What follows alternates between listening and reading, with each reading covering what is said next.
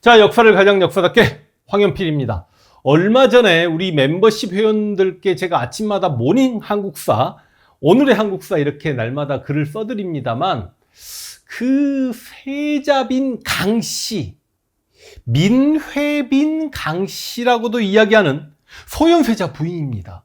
그 세자빈 강씨가 인조로부터 사약을 먹고 죽은 날을 언급하고 글을 써드리다가 세자빈 강씨 정도면 저희 한국사 채널에서 한 번쯤은 단독으로 좀 주제를 다뤄야 하지 않을까 라는 생각으로 이렇게 영상을 찍습니다. 카메라 앞에 섰습니다.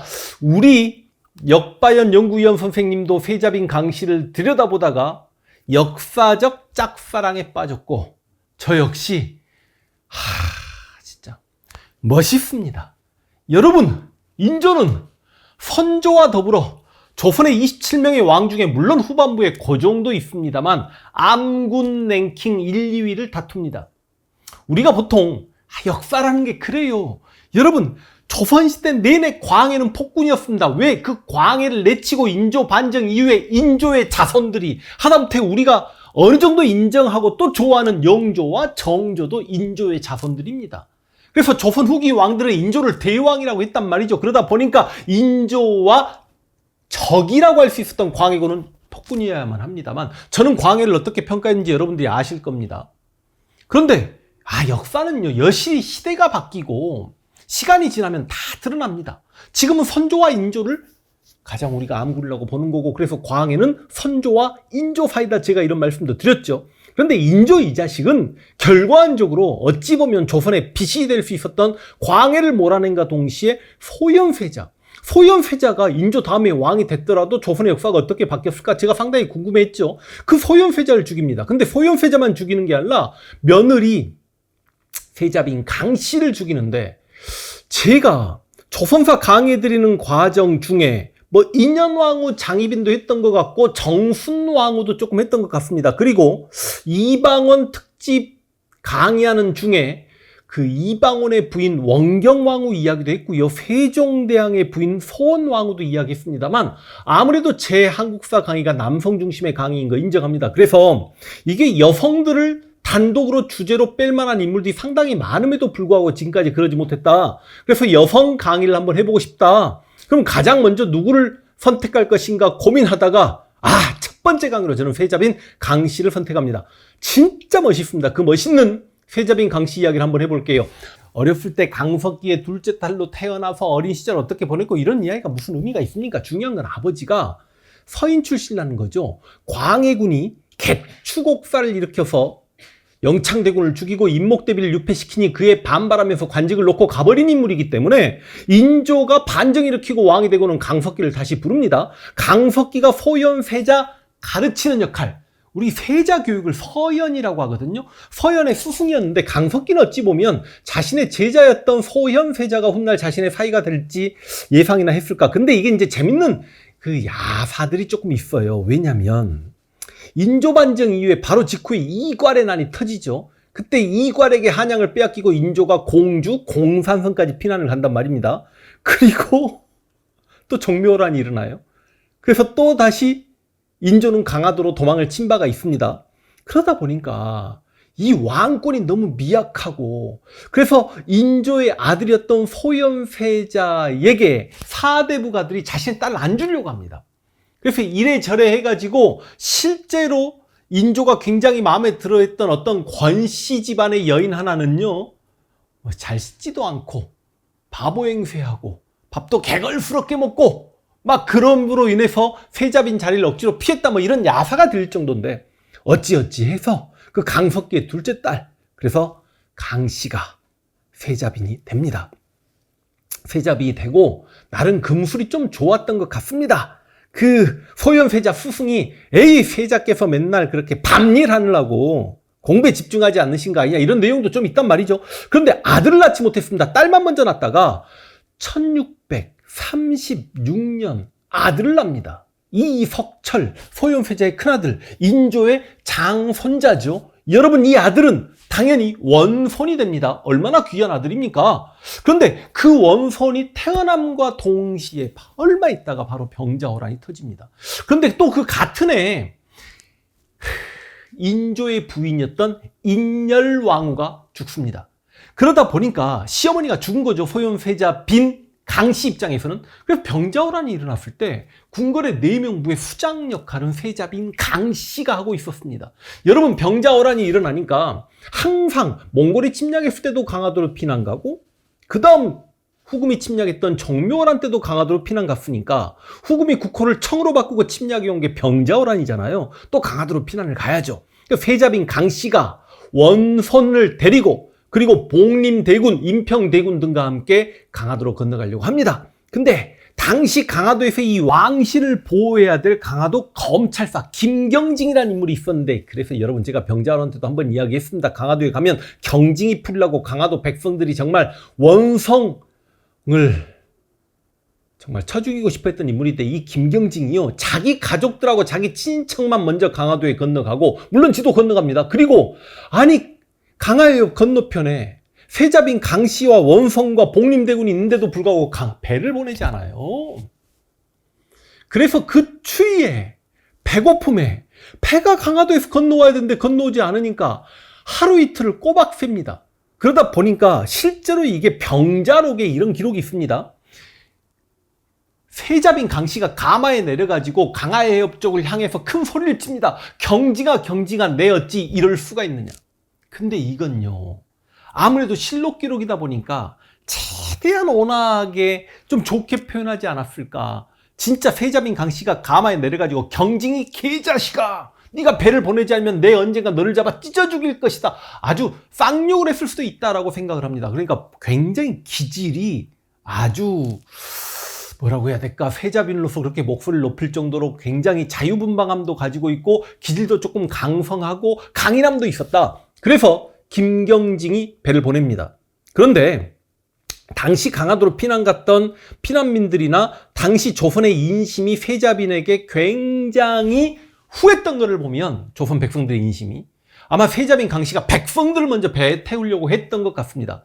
그러나 백성들조차 그럴 수는 없습니다라고 해서 세자빈 강씨와 원성과 복림대군 등이 강화도로 건너갔고, 그 다음 백성들이 배를 타고 강화도로 건너가려고 할 때 청나라 군대가 들이닥치는 바람에 상당히 많은 백성들이 죽는단 말이죠. 그 강화도를 지켜야 될 김경징은 날마다 술만 처먹다가, 당시 겨울이었고 강화해협에는 얼음이 둥둥 떠다니니 그 기마족 여진족이 저 강화해협을 건너기는 어려울 것이다 라고 했지만, 와, 나룻배를 구했던 청나라 군인들이요, 나룻배 몇 명 타지도 않았을 것 같은데 삿대로 강바닥을 찍어가면서 건너버린단 말이죠. 그래서 강화도가 점령당합니다. 세자빈 강씨는 원손을 먼저 피난시킵니다. 배에 태워서 원손은 살립니다. 그리고 자결하려고 합니다. 근데 주위 사람들이 말립니다. 그러다 보니까 세자빈 강씨 아버지 강석기가 자결하려고 합니다. 그때 세자빈 강씨가 아버지 제발 저를 위해 살아주십시오.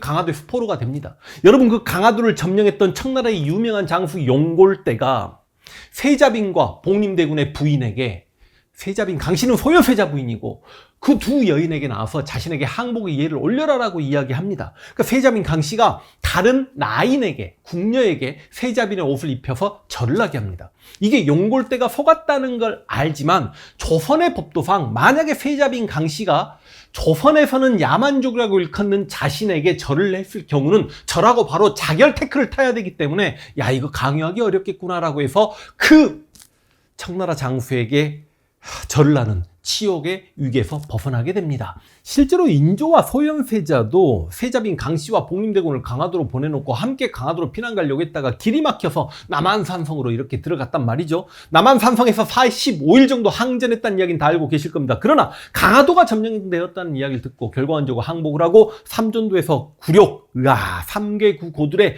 치욕을 경험하고 난 다음에 청군 진중에서 소현세자, 세자빈 강씨는 만나게 되고 계속 청군 진영에 머무르다가 결과적으로 이제 소현세자 내외와 복림대군 내외, 청나라에 벌모생활을 하기 위해 끌려 올라가죠. 여러분, 그 끌려 올라가는 과정 중에 소현세자와 세자빈 강씨가 보았을 광경, 이게 전쟁에서 패전국이 당해야 될 그 치욕이야 이루 말할 수 없겠습니다만, 와, 이 청나라 군인들이 조선인들을 사냥을 합니다.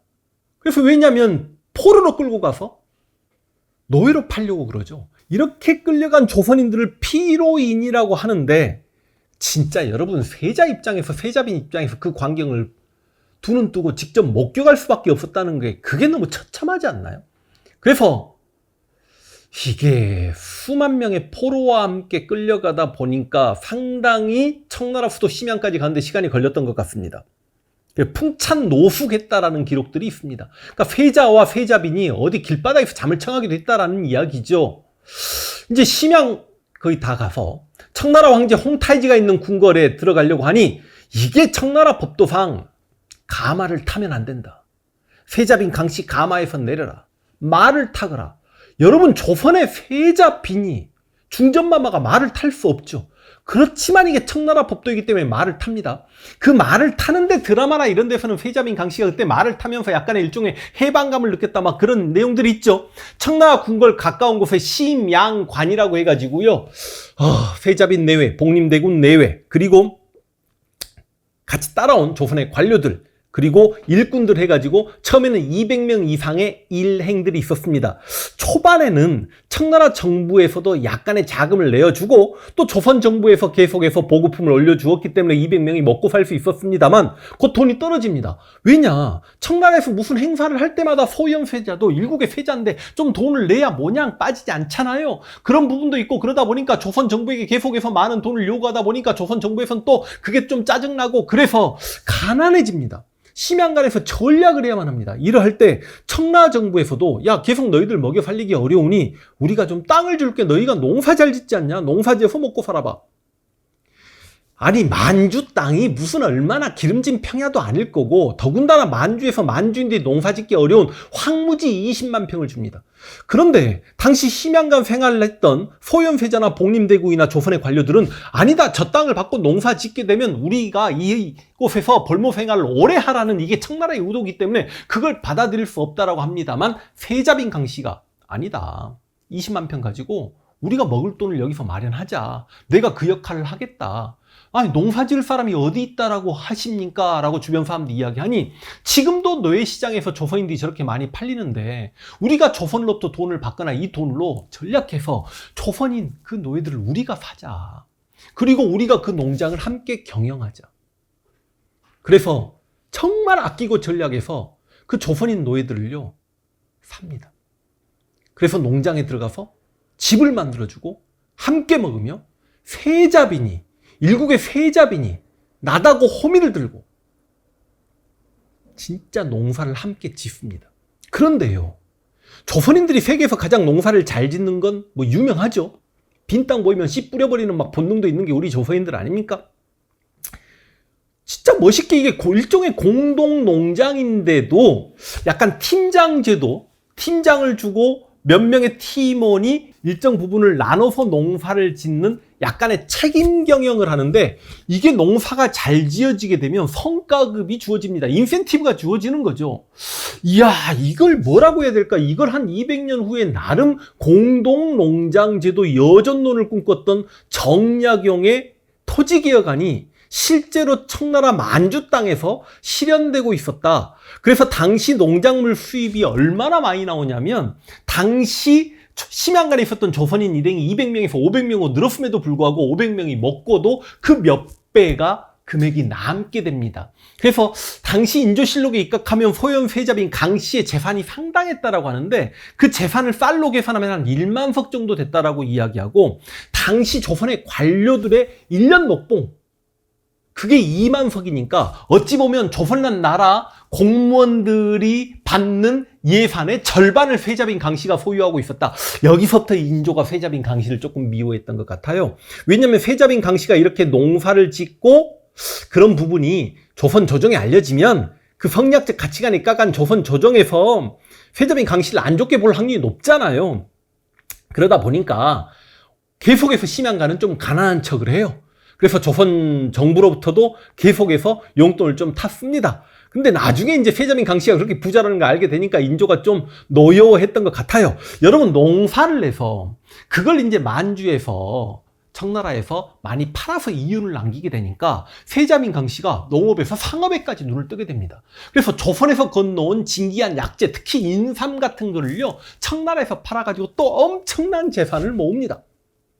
그렇게 능력 발휘를 합니다. 이게 여러분 우리 중전들 훌륭하신 중전들 정말 많죠. 세종대왕의 서원왕후 너무 훌륭하시고 그 다음 뭐 최초의 후렴청정이라고도 이야기하고 여러분이 그렇게 좋아하지 않는 군주이긴 합니다만 세조의 부인 정의왕후도 정말 훌륭하다라고 봅니다. 그렇게 훌륭한 중전 마마들이 많이 있지만 이렇게 조선시대의 그 성리학적 신분질서 가치관을 탈피하고 구중궁궐의 그 여인으로서의 삶을 벗어나서 어찌 보면 돈을 버는 훗날의 중전마마라?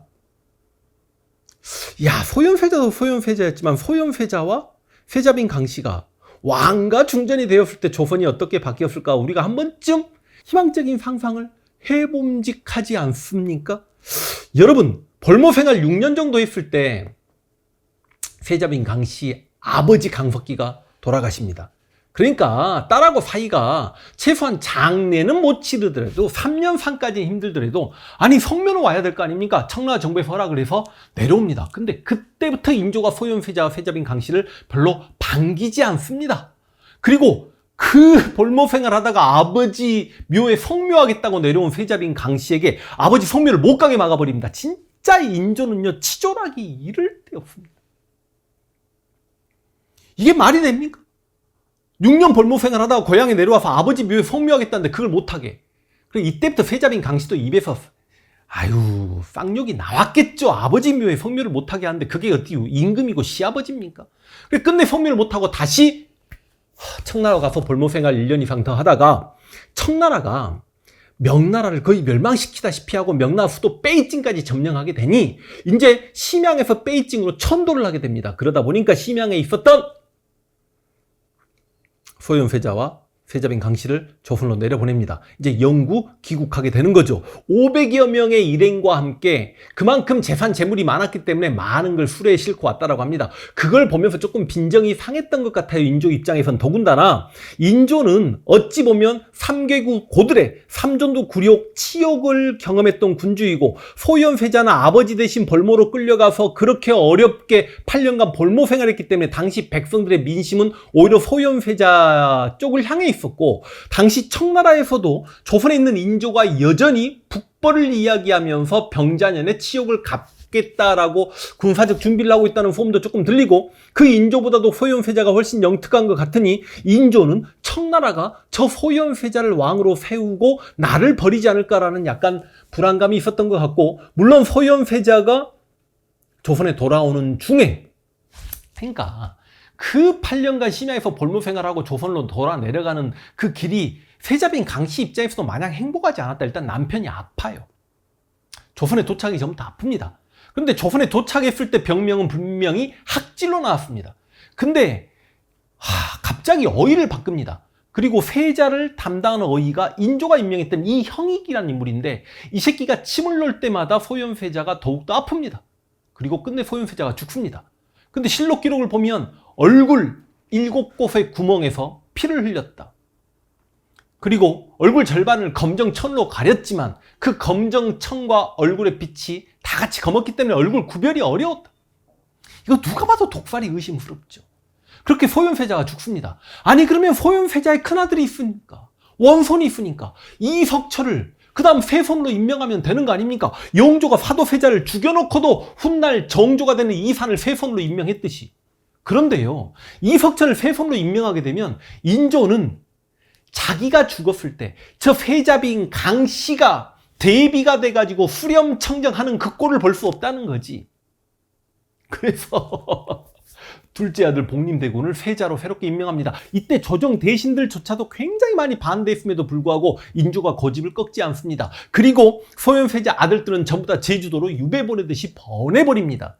그리고 모두들 많이 아시다시피 소현세자 큰아들 둘째 아들은 제주도에서 의문의 죽음을 당하죠. 셋째 아들만 훗날 20살 무렵에 죽게 되고요. 그러면 이제 세자빈 강씨는 이게 뭐야? 벌모 생활하고 내려왔고 또 벌모 생활하면서 그 조선인 수행원들을 자신이 농사지어서 상업활동에서 다 먹여 살렸고 그 피로인들을 얼마나 많이 해방시켜서 조선으로 내려보냈는데 많게는 이게 50만 명까지라고 봅니다만 이게 50만 명은 조금 약간 부풀려진 숫자이지 않을까라는 생각을 개인적으로 해보긴 합니다만 굉장히 많은 피로인들을 노예 생활하고 있는 조선인들 고향 땅으로 돌려보냈단 말이죠. 조선왕조 27명 군주가 있으면 중전은 27명이 아닙니다. 훨씬 많지만 이보다 박수받을 만한 행동을 했던 중전이 없죠. 물론 세자비는 아직 중전이 아니었습니다만. 그런데 돌아오자마자 남편을 비운에 잃고 자기 아들 큰아들이 세손도 못 되고 제주도로 유배 가게 되고 그러다 보니 세자비인 강씨는 이게 거의 유패 아닌 유패, 죄인 취급을 당하게 되죠. 일설에 의하면 머리를 풀어헤치고 인조에게 대들었다라고도 합니다만 죄인에게 밥을 넣어주듯이 구멍으로 이렇게 밥하고 이런 걸 넣어줬다라고 합니다. 한 번에 인조가 밥을 먹는데 아니 밥도 아니고 뭔 전복을 먹는데 전복에 독이 들었다고.